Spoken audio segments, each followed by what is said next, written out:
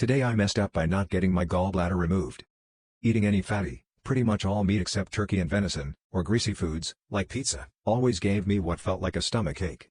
My mom was the same way when she was younger, so she knew it was an issue with my gallbladder. My mom sent me to my doctor to talk about it, and my doctor told me that my mom was right and that I would likely develop gallstones later, keyword being later, in life. Since I was 18 and had so much going on, I decided to not get my gallbladder removed until later in life. Turns out later is only 2 years, because I woke up in the worst pain of my life at 6 a.m. I was vomiting from the pain and couldn't keep any pain meds down. I felt like I was going insane from the pain. My mom said it's probably a gallstone since she went through the same thing. I was taken to the ER and an ultrasound showed that I have a massive gallstone that was blocking the duct in my gallbladder, so the bile had nowhere to go, causing the pain.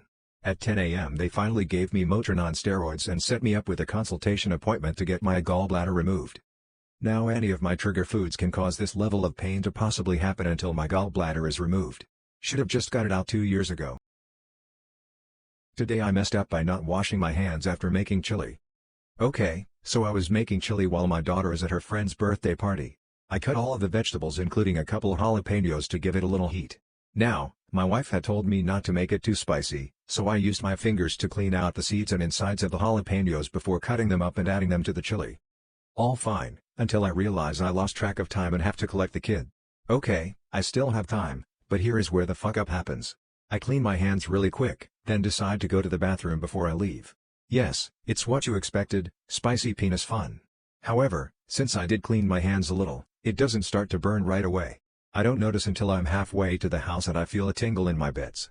I quickly realize what happened, certainly not the first time, so not a big deal. Then it starts getting worse. By halfway to the party I am very uncomfortable. It just kept getting worse. By the time I get there, I am almost in tears. It's only a 10-minute drive away, so I figure I'll get the kid drive home quickly, get some oil or milk or something on it and I'll be fine. Nope, not that easy. First, my daughter walks out of the party with her friend, saying I need to take her home. Normally, this wouldn't be an issue, but now this adds 15 minutes to my pain. I certainly don't want to try to explain this to two teen girls, so I just accept my fate. Then, the mother of the birthday girl comes out and insists we get cake you take home. I send the kid in to get cake, but the mother keeps inviting me in until it would be rude to not go say hi. Fuck. So let me set the scene for you. I am in a very fancy house with a dozen teen girls and a half-dozen rich dance moms. One of them is asking about my new car. I'm sitting there making small talk and it feels like my cock is literally on fire. I try not to grab my crotch, as I have 3 more dance seasons with these people and don't want to be the creepy dad the whole time. Finally, I get out of there and about halfway home the pain dies down. I tell my wife she thinks it's the funnier I think she's never heard. Wash your hands, people. Today I messed up by eating too much seaweed with my miso. A little backstory, recently I discovered how easy miso soup was to make at home, and have been eating it a good amount recently. In case you didn't know, you can just buy miso paste and make an entire pot in under 5 minutes. I've probably eaten it 4 times this week alone.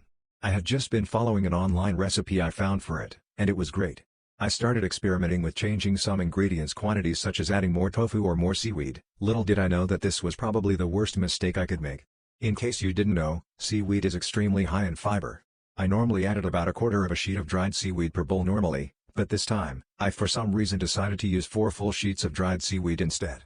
About an hour after finishing the soup, I was feeling my stomach bubbling and could hear my stomach rumbling.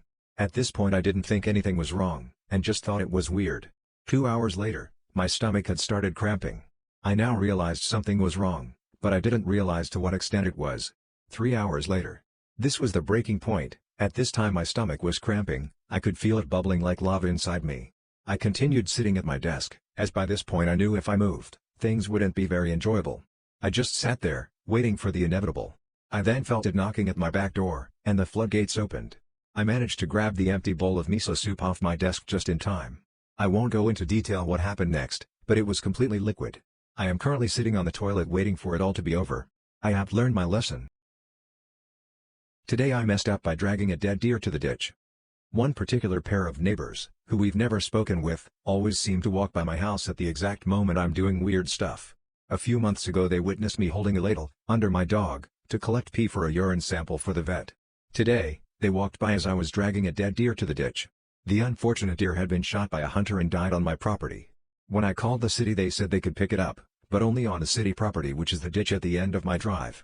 Naturally, I tied the deer up to the tractor and dragged it down the lane to the road. Of course, these neighbors walk by as I'm untying the rope from the deer.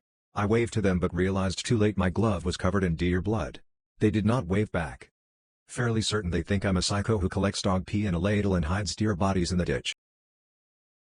Today I messed up by ordering an irresistible fruity drink and becoming father of the year. When I order drinks, I usually keep it simple. Bourbon and Coke, gin and tonic, scotch on the rocks, the occasional old-fashioned, that kind of thing. But on the date of this fuck-up, dear readers, I decided to mix it up. So I'm with my family at a nondescript casual restaurant chain. You know the type. They're all over suburbia, decorated with kitschy local sports stuff / music memorabilia / antique ads / etc. and populated by perky wait staff, who most likely secretly hate their jobs. The waitress asks for my drink order, and instead of going with one of my usual standbys, I feel whimsical and order something off the menu with the words tropical in the name.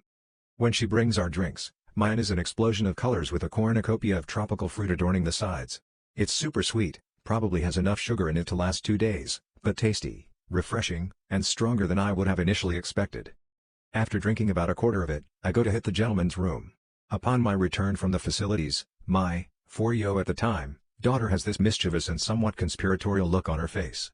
She leans in and says to me, almost in a whisper, "Daddy, I tried your pretty drink. It tasted a little weird, but I liked it." My eyebrows raise a little, but I know I shouldn't overreact, as she probably just had a tiny sip. I try to calmly, but assertively, explain that it's a grown-up drink, and not for kids. My wife, bless her heart, realizes what has happened and is a little less reserved in telling our daughter, in her serious mom voice, that don't ever drink a grown-up drink. It'll make you sick. They're only for grown-ups. Our daughter seems suitably chastened, and our food arrives. Then, she starts whining. I feel really sick now. My stomach hurts.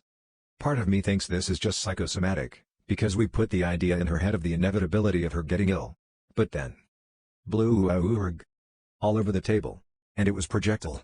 While my wife is dealing with the vomit-soaked table, I rush her to the bathroom, and then I'm suddenly reliving freshman year as I'm holding her hair back as she vomits some more into the toilet. All the while, I'm thinking parents of the year. I wonder when CPS is coming. Needless to say, we never returned to that restaurant.